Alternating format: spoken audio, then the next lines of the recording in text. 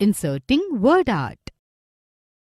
WordArt allows you to create text effects that are not available through font formatting.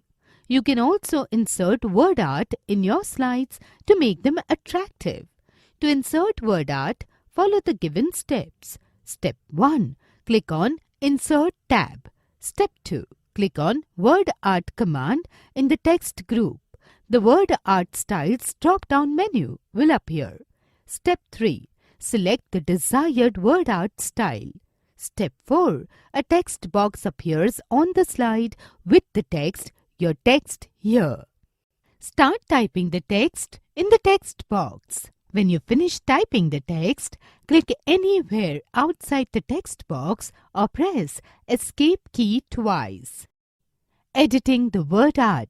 If you want to change or edit the WordArt, follow the given steps. Step 1. Click on the text box. Triple-click on the text to select it. Step 2. Click on Format tab. Step 3. Click on the drop-down arrow next to the commands, Text Fill, Text Outline or Text Effects. For example, you want to add an effect to text, click on Text Effects command. Step 4. A drop-down menu appears with different options: shadow, reflection, glow, bevel, 3D rotation and transform. Select any option. Step 5.